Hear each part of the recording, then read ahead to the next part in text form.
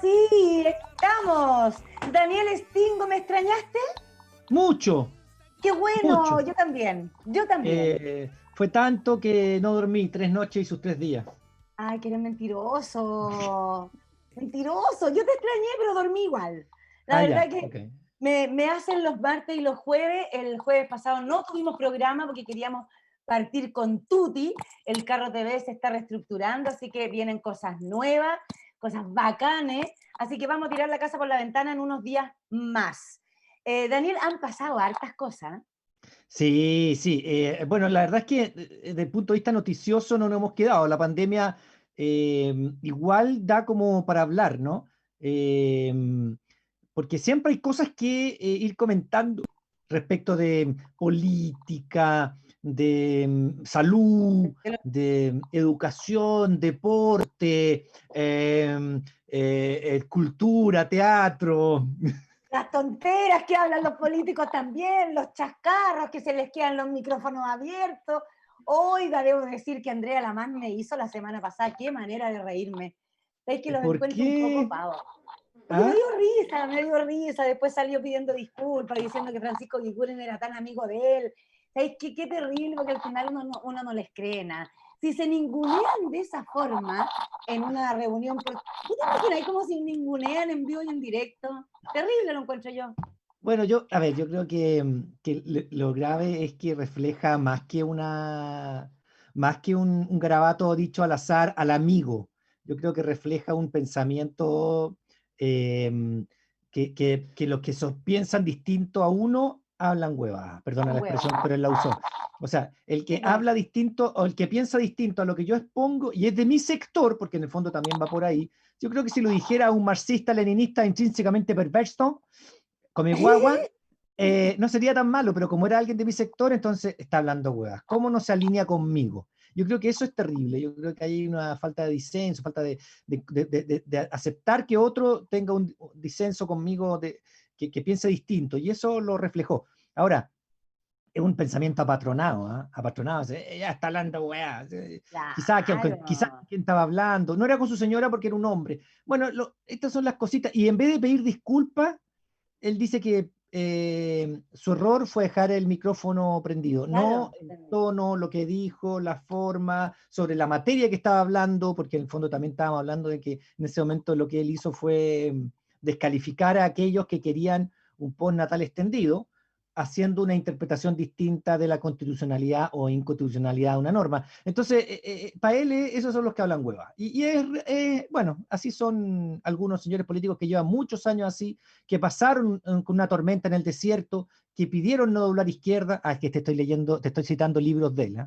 Él Ah, escribió ya. un libro que se Que no me llama lo debería. Tormenta en el desierto, o no, no sé si Tormenta en el desierto, no, no fue Tormenta en el desierto, es algo en el desierto. Yo así un libro me lo leí.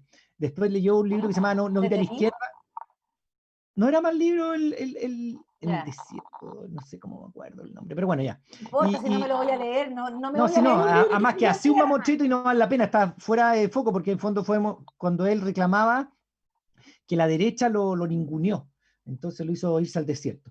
No, y tiene un libro que se llama No ir a la izquierda, que lo escribió como cuando tenía, no sé, 18, 19 años, y que era un niño como así, como que en una toma, conoció a una niña. Una basura de libro literario, novelero, malo, pero divertido. Oye, Y pero entonces, tenemos esperándonos ahí en pantalla que va a entrar en cualquier minuto a sí, está otro con la mano escritor. apoyada está con la mano Sí, apoyada ahí porque está esperándonos. diputado y escritor también. Yo tuve que reconocer que no he podido leer su libro porque no ha llegado nunca a mis manos. Lo dejó aquí en Desafíos de Mujer, amigo de Desafíos de Mujer. Tenemos el diputado Renato Garín, porque tenemos hartas cosas que conversar con él. Le vamos a pedir que prenda su camarita. Ahí Ahí está. está. ¿Cómo está Mira, se ahí? puso una capucha, está pelado. Estaba pelado, por eso se puso la capucha puesto, ¿o Sí, no? no, ya hace un frío acá, te Hace digo, frío. impresionante. Mira, estoy Ah, pelado estáis y tengo pelado un igual, frío sí, tremendo. mira. Mira, ya, Sí, ya. no, no Ah, te y explico lo que es Melipilla por las noches con un frío así, pero Ay, sí, qué po. rico. ¿Y impresionante. viví en Melipilla? Claro, es que ahora por el tema de la pandemia como que quedé varado un poco, entonces no podía moverme, pero uno tiene que moverse como un gitano cuando uno es diputado, o sea, va a ir de Pe- Valparaíso, Santiago, Pero Melipilla. ese es tu casa. Claro, es como mi residencia, digámoslo así, pero ¿Y es también tu tengo un lugar. distrito además? ¿Cómo? Es tu distrito además, ¿sí? Claro, claro. Melipilla, Ya, San Bernardo, Peñaflor, Talagante. ya, perfecto. Ya, ya. Yo soy Te de digo Melipilla toda la algo, vida. Ah, melipillano toda la vida. Oye, alguien está con en su micrófono. Tienen que tener un poquito. Traten de no. Ah, puede ser tú, ¿serás tú? sí, porque estáis frotándolo con tu cosita ¿Yo? así, sí, con eso, sí. ¿Me Sí. lo saco mejor? ¿Qué te hay que sacar? ¿O- no, si ya quedamos que yo no soy atractiva para ti. Mira, es tan malo que me dice, lo voy a decir carepalo, me hace bullying porque soy plana. Imagínate, qué desgraciado. Pero Renato, Oye, yo pero te no. vi el otro día, yo te voy a echar al agua siempre, Daniel, A ver, siempre. Yo soy sanguchito de palta, así que me hacís bullying. Pero no. yo el otro día vi a Renato en un programa que me gustó mucho lo que dijo, porque estaba hablando en Felices y Forrados, ¿se llama? Si es que no me equivoco. Sí. Ya, y ahí dijiste algo, que los medios de comunicación eran, o sea, no, que los dueños de los medios de comunicación eran los ricos de este país y que en el fondo ellos creaban una realidad que no es la cierta y que por eso era tan importante tener medios para poder hablar las cosas como son.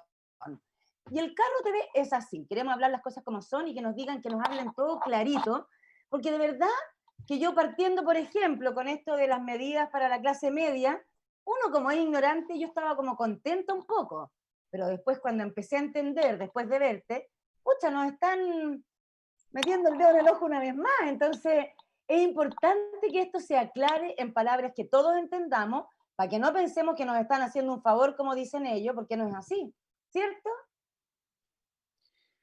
A ver, vamos por parte. Sobre los medios Dijo de el Jack comunicación, yo Destripador. percibo claramente que desde octubre en adelante el espacio de los matinales y el espacio de los paneles de conversación políticos, por así decirlo, la televisión abierta sobre todo, se han resignificado profundamente. Los editores, los productores, los canales de televisión han comprendido que en esos espacios hay mucho en juego, sobre todo en los matinales, ¿no? El matinal se ha vuelto un campo en disputa, por así decirlo, de narrativas políticas y también de cerrazones, de operaciones de clausura discursiva muy evidentes, ¿no? Y es así como desde octubre para acá, los matinales fueron restringiendo el espacio de lo discursivo, fueron sacando personas, Daniel es uno de ellos, y además fueron Llegó el palo. seleccionando, algunos canales sobre todo, fueron seleccionando políticos, diputados en particular, alcaldes, a los que los volvieron panelistas permanentes, prácticamente conductores de los programas. Como Y Lavín. eso es bien evidente. Y eso es bien evidente. Y al ser tan evidente, me parece que uno tiene que buscar una explicación a lo que ocurre y uno tiene que buscar en la propiedad de los medios de comunicación esa explicación, porque los editores, los productores no tienen estos sesgos. El sesgo es un sesgo de propiedad. Cuando uno mira, por ejemplo, el Canal 13, el grupo Luxic, es el Banco de Chile, es Quiñenco, que tiene fuertes intereses financieros en este país y es el banco con mayores utilidades del país, y el banco que más utilidades saca per cápita en toda Latinoamérica. Cuando tú ves Megavisión, ¿Megavisión de quién es? Es de Falabella. Falabella, dueño de la CMR, que es el instrumento de deuda más masivo de este Más país. grande. Cuando tú ves ¿la tercera de quién es? De Álvaro Sayé. Álvaro Sayé, ¿quién es? El dueño de Corbanca, ex Banco de Concepción, que ahora se lo vendió en gran parte a los brasileños de Itaú y lo convirtió en los 700 hombres más ricos del mundo, según Forbes. Es Álvaro Sayé, un artista financiero. Entonces, cuando yo leo la tercera, cuando veo Mega, cuando veo Canal 13, por poner algunos ejemplos, es bastante difícil que en las líneas editoriales de esos programas de televisión me encuentre con información que no le convenga al grupo Luxic, al grupo Solari o al grupo Sayé. Es bien evidente. Entonces, la pregunta es, ¿por qué en Chile hemos permitido que los medios de comunicación y los bancos tengan los mismos dueños? Si esto no ocurre en ninguna parte del mundo.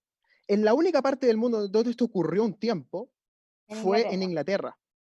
Y eso terminó en un escándalo que se llama el caso Murdoch, Rupert Murdoch, quien era dueño de un canal de televisión y a la vez era banquero, era propietario de operaciones financieras y extorsionaba a los políticos con información que después le pasaba a sus medios de prensa.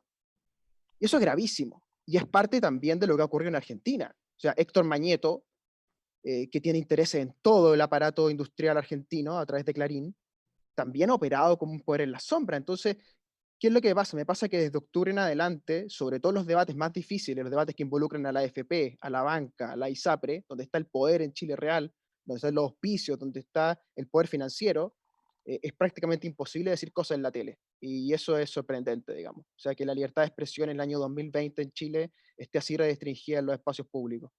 Oye, ¿Sabes yo qué? quiero cambiar todo con la nueva constitución. ¿Eso se puede llegar a cambiar Pero también? antes Yo de, quiero cambiar antes el de mundo ir, con la constitución. antes de ir a eso, Ya. déjame agregar algo a lo que dice el diputado. eh, que hoy día en la mañana, en el matinal de los que sobran, donde yo participo, conversamos con Kiara Sáez, que es socióloga e hizo un estudio, es profesora de la Chile, hizo un estudio que nos decía que el estudio le puso nota a todos los canales de televisión abierta respecto de los programas de opinión, de noticias y de debate político. Y las notas fueron entre 3.8 y 4.8, ponte tú, una cosa así. Eh, entonces, bueno, empezamos a hablar del tema y decía que el órgano regulador, digamos, de la televisión abierta específica, la CNTV, tiene facultades para restringir más y para pedir que haya más pluralismo ideológico, informativo. Eso, así estaba, el estudio era sobre el pluralismo informativo, que todos tuvieran la oportunidad de hablar. Y bueno, y la nota que pusieron ellos es bajísima. No tocaron los matinales, pero dijeron que en agosto el estudio, porque eran dos partes, en agosto sí tocaban los matinales este estudio. Y bueno, al final le preguntamos ya, pero ¿por qué usted dice que hay baja diversidad? ¿Por qué no hay pluralismo informativo? Bueno, porque yo creo que el organismo regulador es obsecuente con la industria. Estoy leyendo textual, por eso lo miro al lado. Yo siempre anoto cosas cuando algo me parece, y dice, el organismo regulador es obsecuente con la industria. Y el Estado no ha asegurado el pluralismo como debiera. Los temas más recurrentes en esto son seguridad ciudadana, deporte y política. Pero con el sesgo que estamos viendo de que el pluralismo informativo no existe por las razones que dice el diputado. ¿Ah? O sea, mira, el gatito también se asoma por el gatito igual que el diputado Garín, también tiene un Sí, gatito esa igual es que a la ti. Agustina. Ay, qué Igual que lindo, cuando, yo también es que a tengo ella también se le asoman los gatitos cuando estamos en el dos, programa. Bueno, dos gatitas. entonces, este sesgo, tengo déficit atencional, ritalismo y por cualquier lado, pero este sesgo que estábamos hablando se puede controlar un poco más en la televisión abierta. ¿Por qué? Porque las televisoras, por decirlo como dice en otro país, los canales, son de una concesión. La TV abierta tiene un espectro radioeléctrico, así lo decía ella, yo estoy repitiendo, no es que me la esté dando, un espectro radioeléctrico determinado, escaso. Por lo tanto, se les puede pedir, se les puede exigir, porque la ley es suficientemente amplia como para pedirle más pluralismo informativo, pero el CNTV no lo hace. Eso en CNTV. Pero, y después, y lo segundo que quiero decir, y con esto me quedo callado, es que hace tiempo conversábamos con Farideh Serán, que fue una gran periodista, además Premio Nacional de Periodismo, que decía que en Chile se necesitaba una ley de medios más amplia en términos de hacer, y yo me voy a ir al tiro al extremo, a lo que hace Francia, por ejemplo, que cuando no hay medios suficientemente amplios, financia medios independientes como Estado, porque entiende que el derecho a la comunicación, el derecho a la información es un derecho básico, por lo tanto tú tienes que pagarle a medios independientes para que haya otras posturas. Mira lo que estoy diciendo. Qué Entonces, lejos de acá. pero eso está en absoluta concordancia con lo que está diciendo el diputado Garín. O sea, ¿o no, diputado? Claro, yo agregaría así que en el caso chileno, esto es particularmente difícil y áspero porque tú los tienes instalados en la industria financiera. Sí, Este es el cuy del asunto. sí, Tú no puedes tener un canal de televisión y prestar plata al mismo tiempo, sí. porque evidentemente que vas a empujar tu negocio con el canal de televisión. Entonces, me parece que sobre todo en el caso de La Tercera, en el caso de Canal 3 y en el caso de Mega, es bastante visible. Y a eso Sí. hay que agregar que para que la orgía sea completa, el Estado hace lo mismo, porque el Estado usa su canal fallido, Televisión Nacional de Chile, que le están vendiendo hasta el edificio, y tú ves las tandas comerciales de Televisión Nacional de Chile y te encuentras con quién, con el pato del Banco Estado que te endeuda a tasa comercial. O sea, ni siquiera te da una tasa mejor el Estado, te endeuda a tasa comercial. Entonces, claro, el negocio lo hace Luxic, lo hace Heller Falabella Solari en Mega, pero también lo hace el Estado en TVN. Entonces, esto es más bien una forma de gobierno que apunta a un control financiero social, ¿no? Que es el endeudamiento masivo, que yo diría la gran preocupación que debería tener cualquier representante público en Chile de mediano plazo, es el tema del endeudamiento. Ese es realmente, creo yo, la fibra social más importante. Pero es tal así que ahora en la oferta a la clase media, porque habíamos entregado bonos a los que tienen menos, vamos a ayudar de alguna forma a los que tienen más con estos salvatajes, pero a la clase media, que está absolutamente endeudada en Chile, sobre el 70% de las familias en Chile tienen deudas y sobre 5 millones de personas tienen deudas atrasadas, o sea, no están pagando. ¿Qué le ofrecemos como salvataje? Deudas. Y Un prestando crédito que le nuestra da el misma Estado, plata. le está prestando plata a los chilenos. No, es que mira, yo a esta altura me río, yo lo he comentado mucho y lo encuentro ya impresentable. O sea, a un país, el Estado, que lo que tiene que ser es tratar de mejorar las condiciones de vida, es el fin del Estado. Y las Porque alguna vez leí necesidades que el fin del básicas. Estado para la derecha era el orden público, me cagué la risa. Estos señores de Libertad y Desarrollo tienen algunos artículos escribiendo que el fin del Estado es mantenerlo todo, ¿ah? Todo así como los militares en la calle. Y encarcelando gente, porque no Bueno, educando también. tampoco, Y encarcelando nomás. entonces yo siento que no, que el Estado tiene que, un deber es maximizar la calidad de vida de los ciudadanos, mejorar las condiciones, eso, para eso nos asociamos como comunidad, vivimos en ciudades, etcétera, porque queremos vivir en comunidad y mejorar nuestras condiciones de vida, ser más felices en definitiva, pero eso a la clase media le dicen, sí, te lo vamos a ayudar, mira, te vamos a prestar plata para el CAE. Pero mía, Ya, pero es que espérate un poco. Lo del no CAE también es entiendo. singular y me corrige el diputado si no está de acuerdo. El CAE es muy singular porque el CAE es considerar que yo te presto plata porque la educación es un bien de consumo. Entonces, como es un bien de consumo, te presto y tú me la devuelves. Michelle Bachelet dijo, no, no es bien de consumo, es un derecho, por lo tanto, apuro la gratuidad, apunto hacia la gratuidad. Viene Piñera, de vuelta y dice, no, es bien de consumo, así que amplío el CAE, endeúdense cabros. Eso por un lado. La deuda de pagarnos plata, sí, nos dan 3 años, 4 años, pero es prestarte plata. Con el nivel de endeudamiento que hay, tú te prestan plata para vivir para que después lo tengas que pagar. ¿Qué pasa en la cosa habitacional? No, porque tú sabes que el crédito hipotecario te dice, no, vamos a pescar ese crédito y te lo vamos a poner atrás. Los últimos 6 meses tú lo vas a pagar. Más crédito, no tiene nada que ver y es crédito. Entonces, lo único que vi que era lo del arriendo, el tema del arriendo, que además no es mucha gente, pero ese es el único tema en que no hay endeudamiento. Entonces, al final del día tú dices, ¿de qué estamos hablando? O sea, todo es endeudar porque es el sistema que tienen para dominar a la población. Eso es lo que yo creo. Y en eso secundo perfectamente lo que dice Renato Garín.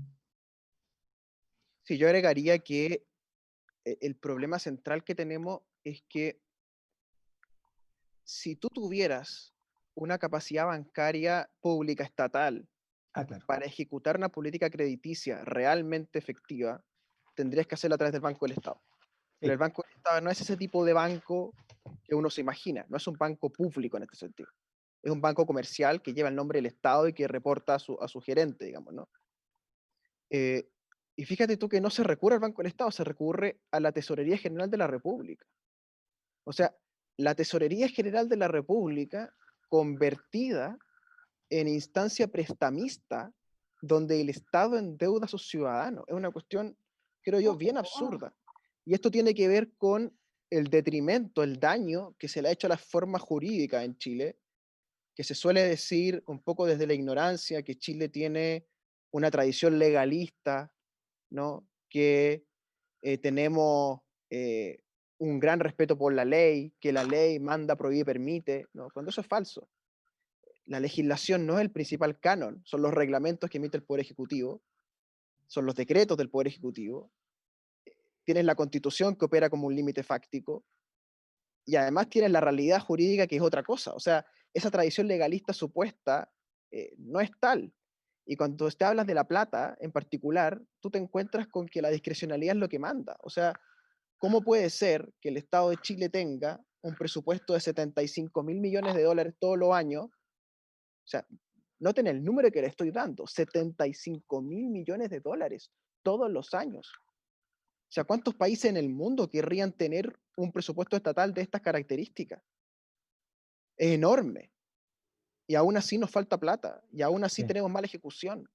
Entonces, yo creo que el colapso institucional que vive el país, esta república acéfala en la que estamos viviendo, ¿no? Donde el presidente da la hora, los parlamentarios damos la hora, todo el mundo da la hora, ¿cierto? El Tribunal Constitucional da la hora, la Corte Suprema da la hora, todos dan la hora. Tiene que ver con esto, o sea, con la fractura profunda de la tradición legal chilena. Y esto está, digamos, codificado en múltiples materias. Y el colapso institucional chileno tiene que ver con eso, tiene que ver con que nuestras formas de convivencia ya no dan, y quizás nunca dieron el ancho, pero cuando han sido forzadas a dar el ancho, no lo dan. Y ahí es donde los medios de comunicación hacen respirar a las democracias, ¿no? Porque cuando las democracias llegan a estos puntos, a estas especies de callejones sin salida, los medios de comunicación oxigenan, ¿no? Y en cambio lo que hemos visto en Chile es que los medios de comunicación oxigenan de otra manera, que es que los rostros de los medios de comunicación se pasan al bando de los políticos y van al Parlamento a legislar, creyendo que con eso van a llevar la legitimidad de los rostros al Parlamento, ¿Me estás ¿no? haciendo una invitación o una acusación? Oye, que estamos mal. Es que, y además tú tienes el fenómeno inverso, que es que los políticos, dándose cuenta de este fenómeno, Quieren ¿sí? salir en la tele. Exactamente. Entonces tú te encuentras, por ejemplo, con la abuela Pamela Giles, que está haciendo el recorrido de la tele a la política, y te encuentras con otros diputados de mi generación, por ejemplo, que están haciendo el recorrido de la política a la tele. Y eso vació de sentido al espacio discursivo chileno. Entonces yo veo, como estamos encerrados, yo veo mucho los matinales y trato de entender la lógica. Y Me participo aburrí cuando de me verlo. invitan y trato de aprovechar al máximo los minutos que tengo, pero veo todos los días los matinales prácticamente. Y veo que diputados de izquierda y de derecha han ido desarrollando una especie como de lenguaje matinal, ¿ah? Que ojalá tipo 11, discuten como 45 minutos, ¿ah? Y después tipo 11:30, cuando ya Son viene el todos reporte, amigos. bajan un acuerdo y dice, claro, sí, hay que estar, yo valoro lo que dice él, podremos tener diferencias, pero nosotros nos entendemos, ¿verdad? Y eso es puro para la tele, eso es puro para la tele, porque, ¿por qué? Porque en el matinal me pasa, sé lo que te estoy diciendo, los editores y los productores te dicen, antes de entrar al aire, te dicen, hay que ser constructivo, tratemos de transmitir buenas sensaciones. ¿Qué quiere decir eso codificado? No me toqué mis auspiciadores, no me toqué la FP, no me toqué la farmacia, no me toqué la ISAPRE. Y si alguien lo hace, no te invitan nunca más. Y te empiezan a decir, oye, pucha, ese no es el tono en el que queremos conversar, ¿cachai? Entonces tienen cerrado el debate completamente. Y en Chile, cuando tú quieres hablar la verdad sobre la AFP, por ejemplo, te empiezan a cortar, entonces es muy difícil que la democracia chilena respire. Es el problema que tenemos, es una cosa que no respira. Ahora, yo creo que le estáis dando demasiada importancia. Yo conozco los matinales, trabajé en los matinales, pero creo que le estáis dando, o sea, ya, los matinales es un tema, pero también están las noticias. Eso quería, no quería aminorarlo, sino que agrandarlo. También están las noticias con su Sí, sesgo, están los programas políticos, o sea, sacar a la Mónica González y poner a la Marcela Cubillo, o sea, es perdona, pero tremendo. la pérdida ahí es enorme, po. Entonces, Sí, claro, yo estoy de acuerdo contigo con los matinales, pero también es como también toda el área política. Ahora, la tercera, por ejemplo, que yo la recibo los fines de semana, es atroz. Yo después comento siempre los lunes lo que han dicho algunos que están. Tú abres la tercera y hay 2 opiniones de oposición y 7 comentarios de economistas y políticos de extrema derecha, porque ni siquiera son de derecha, son de extrema derecha.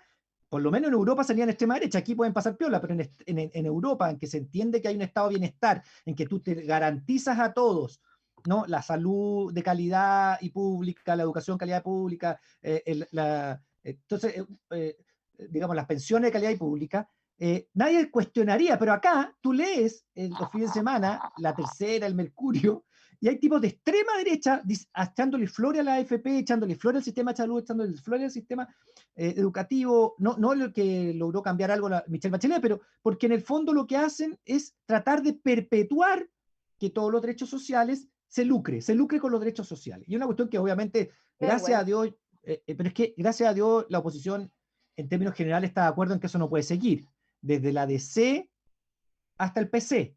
Y la DC con todos sus bemoles, bueno, podemos estar ahora hablando de eso, pero entienden que los derechos sociales no pueden estar en manos de los privados, aunque muchos demócratas cristianos tienen derechos sociales, o sea, el agua está en manos de varios demócratas cristianos, digamos, o sea, no. Pero entienden, como, por lo menos en teoría, que eso debería cambiar y los derechos sociales deberían ir a manos del Estado con una garantía mínima. Ahora, yo quería sacarte del tema, si me permite, diputado Garín, y llevarlo a un poco a un tema que a mí me tiene medio obsesionado, que es, y perdone que es la unidad o no unidad de la oposición. Mm. ¿Cómo la ve usted? ¿Qué es lo que ve de eso? ¿Qué pasa con esto? Porque yo he hablado con varios diputados, varios senadores también,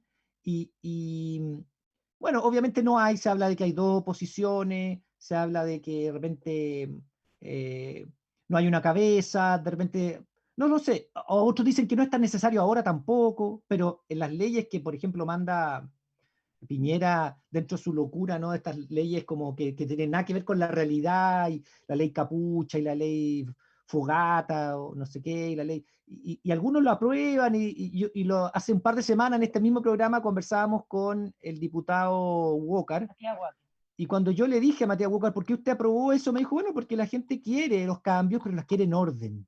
Le dije, pero ningún cambio en una sociedad ha sido con orden. No, él no lo entiende. Entonces, él es yo lo llamo los marianistas. Yo los denominé así, soy malo, de la Mariana Elwin. Son todos los marianistas, no sé, esos demócratas cristianos, eh, el Gutenberg, todos estos, también algunos socialistas. No sé cómo lo ve usted. Sí, bueno, yo creo que la oposición tiene muy buenas relaciones personales entre los diputados. Los diputados conversan entre ellos, son amigos, van de vacaciones juntos, algunos incluso son pareja entre ellos. O sea, digamos, si esto fuera como un concurso de buenas personas, en la oposición claramente hay gente que ganaría, digamos, ¿no? Pero como lastimosamente la política no es sobre eso, no es sobre caer bien ni ser simpático, tenemos un problema. Y lo que ocurre es que dentro de la oposición funcionan códigos frondistas, o sea, códigos de clase política como tal, y eso es muy complicado. Es una oposición que no tiene contacto con lo social. Incluso nosotros, los que estamos más recientes en el Parlamento, se nos ha ido rompiendo nuestra relación con lo social.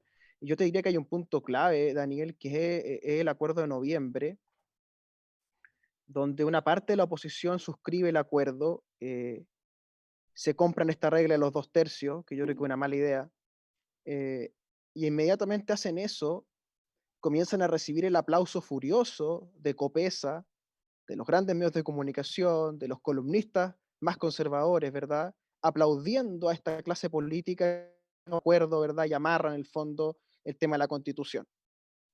Y ahí se generó un anticomunismo insólito en varios sectores, o sea, no solo en la derecha, también en sectores del Frente Amplio, también en sectores del centro político, que empezaron a culpar al PC de todo lo imaginable. Y a mí me pasa que por coincidencia yo me quedé afuera de ese acuerdo porque soy independiente y no fui convocado por nadie. En el fondo, entonces estaba en mi casa esa noche. Parecido a lo de los humanistas, parecido a lo de los comunistas, pero yo fui testigo de cómo a los comunistas se los dejó afuera, digamos. O sea, después de la operación política de ese acuerdo de noviembre, se trató de sacar del espacio deliberativo democrático a los comunistas. Y esto fue desde la presidenta de la Revolución Democrática, Catalina Pérez, hasta María José Hoffman de la UDI, digamos. O sea, fue un discurso casi único de la clase política, sumado a las editoriales de La Tercera, sumado a las voces de los matinales, ¿verdad? Que poco menos que los que estaban afuera del acuerdo eran sujetos pecaminosos, indignos de ser representantes populares. Y eso quebró a la oposición gravemente. Y ahora, en el ala más de izquierda de la oposición, ha surgido una especie de documento fundacional, por así decirlo, o de protocoalición, que se llama el Pliego Popular, Sí, lo donde está leí. el Partido Comunista, está el Frente Regionalista, está lo humanista, está lo ecologista, y suscriben 3 de 4 partidos del Frente Amplio. En el Frente Amplio quedan 4 partidos Sí, solo los solamente. liberales excluyeron. Exactamente. Entonces los liberales dicen, mira, ¿para qué vamos a estar suscribiendo coaliciones con el PC si en el fondo ellos tienen a Daniel Jadwe y nosotros no tenemos cómo ganarle hoy día a Daniel Jadwe una primaria? Es el razonamiento. Entonces tratemos de ir a primaria en el centro político y ahí se te aparecen los comunes, ¿verdad? Que son otro partido del Frente Amplio que dicen, oye, nosotros con los radicales, con los socialistas, con el PPD, ni a la esquina. Entonces tú tienes tesis políticas muy divergentes en los propios grupos nacientes, en la propia posición más de izquierda. Y después tiene en el centro al menos dos posiciones. Tiene a la ADC en un camino más bien propio dirigido por Fuad, porque Fuad tiene la tesis básicamente del camino propio de la ADC y ser una bisagra a todo evento ser la bisagra. Y después tienes otra protocoalición que son los socialistas, el PPD y los radicales. Entonces, está la cantidad, la proliferación de tesis política en el fondo, que es muy difícil una mega coalición, por así decirlo, o una gran alianza con perspectivas electorales. ¿Y Y dónde eso, está Renato Garín ahí? bueno, yo soy un independiente, yo me considero parte del Frente Amplio todavía, pero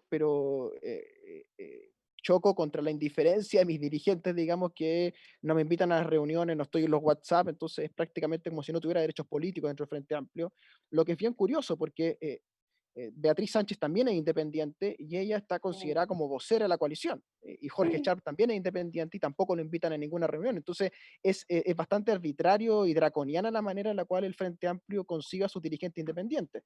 Y también consideremos que el Frente Amplio sacó 1.200.000 votos, de los cuales por lo menos 1.180.000, 150.000 eran independientes, no eran militantes de partidos políticos. Entonces hay un déficit ahí político muy serio con los independientes que no somos convocados. Pero básicamente a mí lo que me llena un poco de frustración en la oposición es que no hay tesis política. O sea, tú todo lo que escuchas es, bueno, la nueva constitución, la nueva constitución, la nueva constitución. Pongámosle la nueva constitución y eso lo va a solucionar. Y claro, hay que agregar que cuando uno quiere que los famosos derechos sociales, que es el nuevo eslogan de la izquierda universitaria, los derechos sociales. Sí, sí, pero es que después hay que pagarlo. Si usted lo escribe en la Constitución, queda muy bonito queda, pero después hay que pagarlo. El Estado tiene que tener los recursos para ejecutar ese derecho a la salud, para ejecutar ese derecho a la educación, porque si en Chile hay que hacer más hospitales, hay que ampliar la red de hospitales públicos, si hay que gastar más plata en educación, etcétera, hay que juntar la platita. Yo saqué la cuenta, más o menos como de todas las grandes promesas de la centroizquierda de los programas electorales, cuestan más o menos como 15.000 palos verdes, más o menos. Y si a eso le sumas el tema del agua y quieres nacionalizar los derechos de agua, tienes que pagarlos, porque si no, como tú bien sabes, te compran un juicio en el CIADI que te termina costando el triple de lo que en realidad te costaba. Entonces tienes que expropiarlo. Te cuestan otros 15.000 palos verdes más. Entonces, ejecutar la nueva constitución, por muy progre que sea, te va a costar como 30.000 millones de dólares, que hoy día yo no sé dónde van a salir. Porque yo solo creo Algunos que dicen que no hay que ir al CIAI porque en la nueva constitución no vamos a quedar amarrados, lo dice eh, yo se lo escuché, queda muy sorprendida, pero Hassan Akran dice que en la nueva constitución no tenemos por qué sujetarnos al CIAI y uno lo podría hacer en la nueva constitución, no sujetarse al CIAI y a no, es ningún que tribunal extranjero que signifique, por ejemplo, arbitral.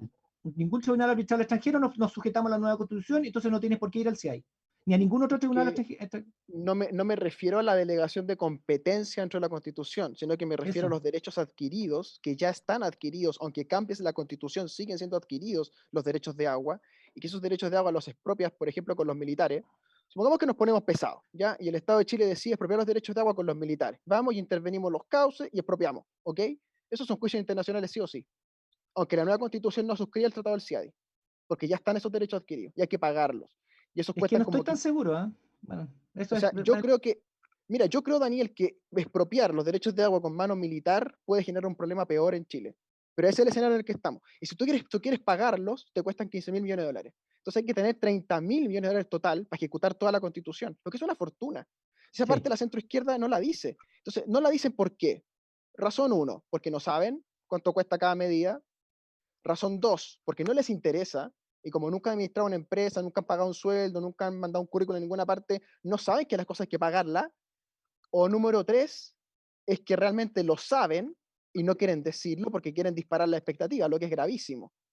Es gravísimo que la izquierda en Chile esté disparando la expectativa de la nueva constitución al grado que lo está haciendo. O sea, yo escucho los matinales todos los días, como les digo, disculpen la obsesión con esto, y todos los diputados de izquierda lo que dicen es que la nueva constitución, la nueva constitución, la nueva constitución, que los derechos sociales, que pónganlo en la constitución.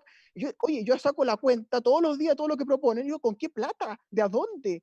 Entonces, por eso, estos mismos chiquillos, no tan habilosos que salieron, ¿qué quieren después? Pues la tarde, ¿qué quieren? El FMI, la banca internacional, imprimamos bonos soberanos, ¿cierto? La deuda internacional, ¿no? Y que cómo el Estado no se va a endeudar. Ok. Y la parte que ahí ignoran, porque esto es realmente una danza de la ignorancia, la parte que ignoran es que el famoso bono del Estado de deuda pública, ¿sabes quién lo va a comprar? Lo van a comprar la AFP, con el famoso fondo E, al 1% de rentabilidad. Oye, qué buen negocio la clase política chilena, ¿eh? Terminar haciendo un bono para que lo pague la AFP y con eso pagar gasto social. Yo los felicito realmente. Nunca he conocido gente tan inteligente. Es para un doctorado. Oye, cortito, quiero mandarles algunos saludos que tenemos de mucha gente que nos está viendo, que nos están agradeciendo porque les enseñamos, bueno, son ustedes los que enseñan, yo aprendo. Dice un abrazo a esos dos hombres que han protegido, Stingo y Garín. Gracias por todo lo que ustedes enseñan. Somos un país muy rico, pero nos hacen pasar por un país precario. Tenemos cobre, litio y agua.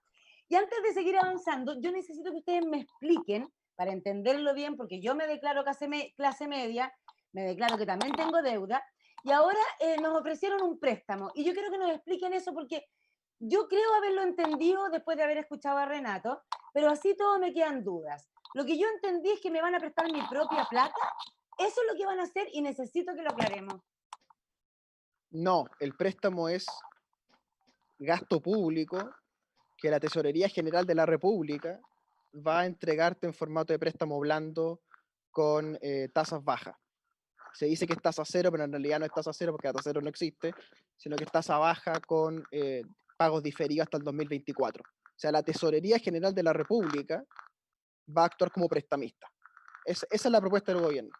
Lo que yo considero, disculpen la negatividad, digamos, pero yo trato de ser más optimista, pero, o sea, a mí se me ocurren ideas malas y esta, digamos, o sea, que la tesorería se convierta en prestamista, yo realmente, o sea, es absurdo. Pero te puedo discutir que es mejor que lo hagan los bancos, porque si uno lo piensa, los bancos, el Banco Central les pasó una chorrera de plata a una tasa de 0,5 para que lo Sí, pagaran las pymes. ¿Y cuánto le han pasado a las pymes? 15% es lo que han distribuido. Entonces, mejor que lo claro, haga alguien que le pase directamente a que se la pasen los bancos, porque los bancos claro, no lo han pasado a las pymes y las pero pymes es que están. ahí es el rol del Banco del Estado, po. Sí, pero el Banco del Entonces, Estado hoy día no funciona, tú mismo lo dijiste, no funciona como una banca de desarrollo. es que por Antes eso, po. hay que explicar una cosita breve, Renato. Eh, para que la Carola lo entienda y otras personas también. Antes existían varios tipos de bancos distintos. Claro, Banco de desarrollo, por ejemplo, y que apuntaban a desarrollar empresas. Bancos agrarios, por ejemplo, y sí, eran abocados a la parte agraria, etcétera. ¿Me entiendes? Cuando se Sí. cambió la ley de bancos en la dictadura, se dejaron todo en la misma línea y por lo tanto murieron los bancos que se tendían al desarrollo, murieron los bancos que tendían a las áreas, etcétera. Y el propio Banco del Estado lo pusieron como un banco más que se tiene que autofinanciar y es una empresa más. O sea, tiene el Banco del Estado, la única obligación que tiene con los chilenos es que haya sucursales en todo Chile. El resto es Y igual que que todo el tengamos la hecho del cuenta resto RUT. de la banca. Bueno, pero es que la otra también tienen la cuenta RUT, claro. Bueno, sí, la cuenta RUT podríamos decir que algo positivo, aunque todos los demás igual te dan una cuenta nominal, esas, ¿cómo se llama? Cuenta vista. Todos te la Cuenta dan igual. vista, sí. Pero ya, la cuenta RUT, por último, desde los 15 años, no sé qué, no sé cuánto.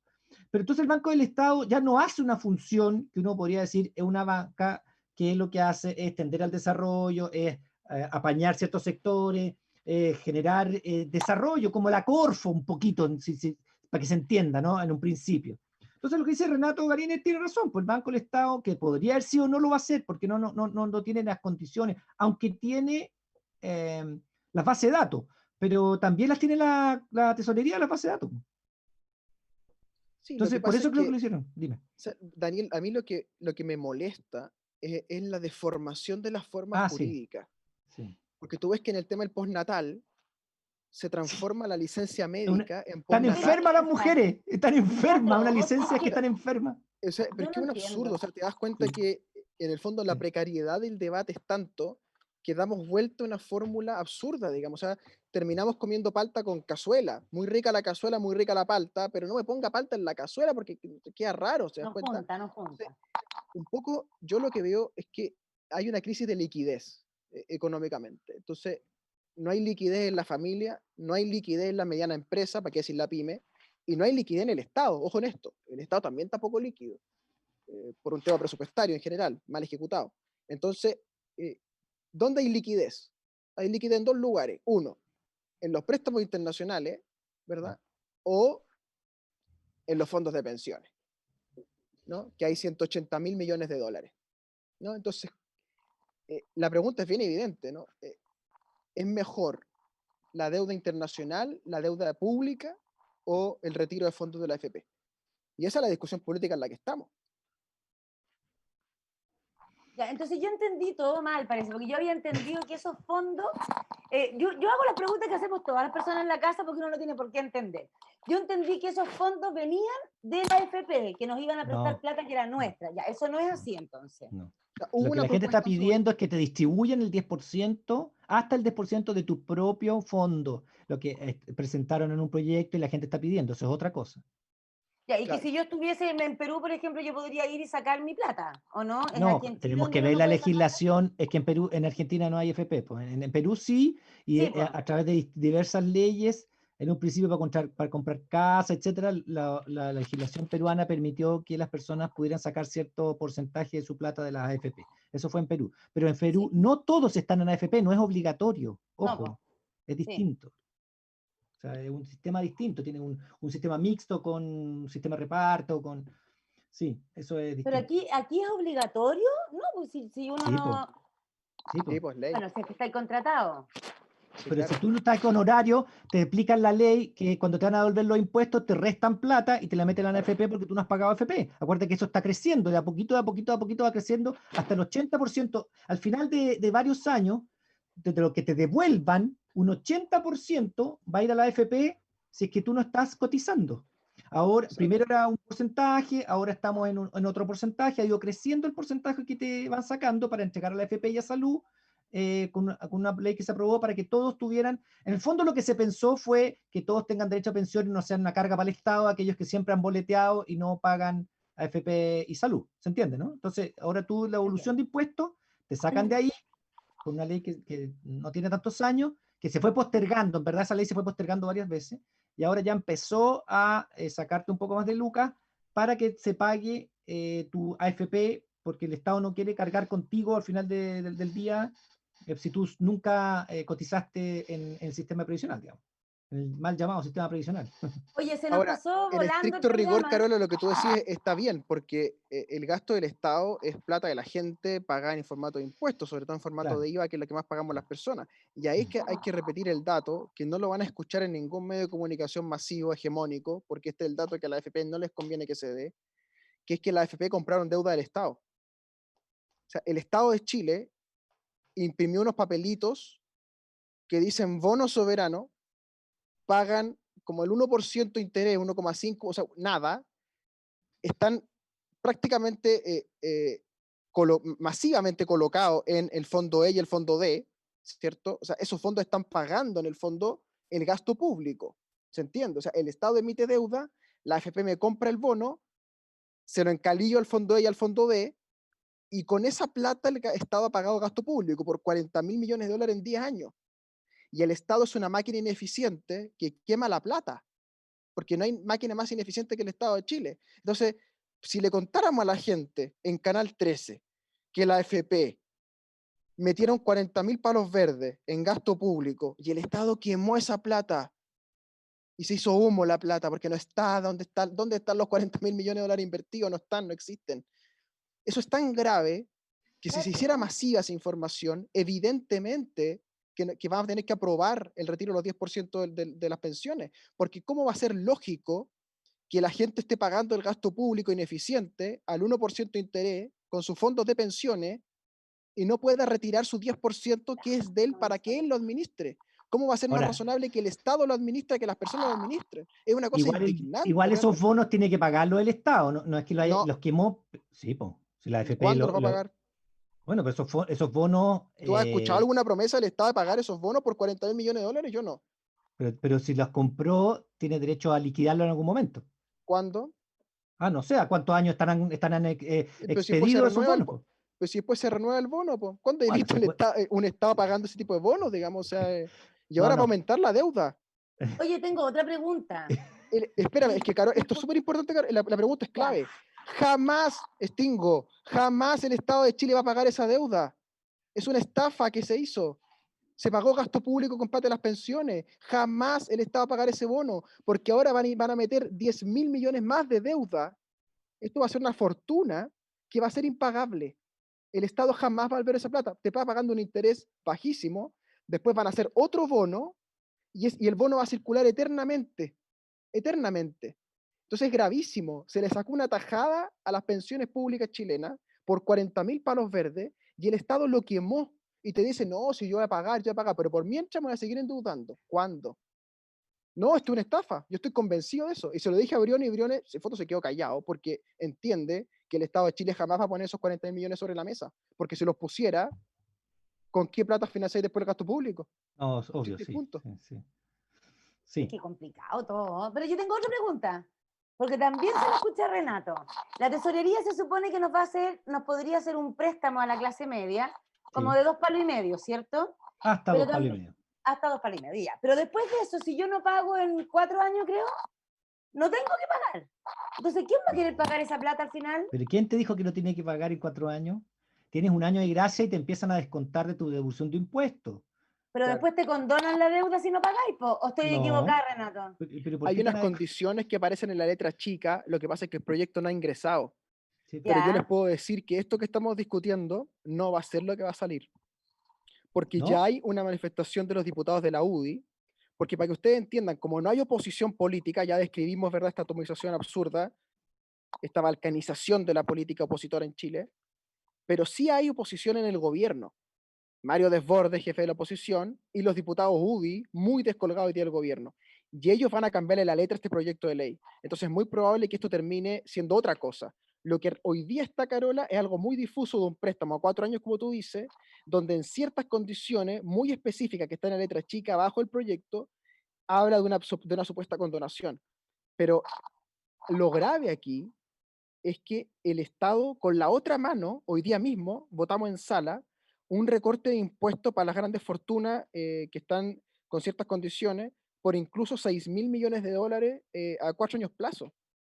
¿Y Entonces, eso, perdón, esa ley, ¿cuál es esa ley? No se había hoy dejado. día se votó la reforma tributaria express, ¿no? Que venía en el superacuerdo el nuevo acuerdo que hicieron ahora en junio, que se establece una depreciación acelerada, ojo con esto, se Sí, establecen sí. varios recortes impositivos también para las pymes, pero lo que pasa es que las grandes corporaciones que tienen multiroot también van a poder A sumarse través a de los sus recortes propias de pymes. pymes. A Y si través de tú sus propias sumas, pymes. hoy día los diputados hicieron la suma, los de Hacienda, y decían que son 6.000 millones de dólares en 4 años. Entonces, ¿cómo es posible que el Estado esté entregando esos volúmenes de dinero en gasto que deja de percibir en el fondo para poder dárselo a la gente y no tenga para financiar una política de asignaciones directas? Si aquí en vez de hacer crédito hay que hacer asignaciones directas y ponerle un buen monto de dinero a la gente en sus cuentas RUT, y con eso no se viene nada abajo. Claro. Bueno, está complicado. Mira, la verdad es que podríamos seguir conversando toda la tarde. Hay muchísimo que hablar, pero se nos acabó el programa.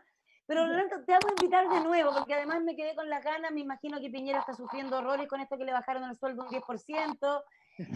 Me imagino que debe No estar está tomando muy deprimido. Coca-Cola. No debe estar tomando Coca-Cola, sí. O a lo mejor nos está medicando, que es peor todavía para todos nosotros. Ojo ahí. Bueno, no me hago responsable de lo que digo. Te vamos a invitar de nuevo, Renato, de todas maneras. Se nos pasó volando el programa, pero Renato, te voy a invitar a que se meta en www.fundacionmariposadelcaos.com. Acá tenemos una fundación preciosa que trabaja con las mujeres privadas de libertad y creemos y estamos seguros que trabajando en la reinserción la delincuencia puede bajar mucho más que metiendo a la gente presa. Así que ahí tenemos una gran labor también que podríamos hacer todos juntitos. ¿Cierto, Daniel? Por supuesto que sí. Mariposa del Caos, que se preocupa de las mujeres de la cárcel de Huechalalume ¿Está en La Serena o está en Coquimbo? Mira, en cultura mía. Está en el medio. Es de Coquimbo y de La Serena, está en el medio. Ya, okay. Sí, y es de alta seguridad, así que llega personas de todos lados, de Puerto Montt, de todas partes, así que ahí hay muchísimo que hacer y como decimos siempre, estar privado de libertad no es estar privado de dignidad. Renato, muchísimas gracias. A ti. Que estés muy bien, muchas gracias. Un abrazo, Daniel, Carola. Espero poder ir a verte a La Serena pronto, Carola. Ojalá, pues cuando se acabe esta cuestión, aquí tenemos más de 100 casos Muchos diarios, pero a tus 5 hijos. Muchas gracias. Sí, pero no soy Opus Dei, acuérdate. No, sí, me quedó claro. Que estén muy chao, bien. Chao. Nos vemos el jueves entonces a las 3 de la tarde. Jueves, Daniel. Como... Sí, suscríbase en YouTube y si se perdió el programa de hoy lo puede ver y ver y ver y ver 500.000 veces. Chao, chao. Que estén bien.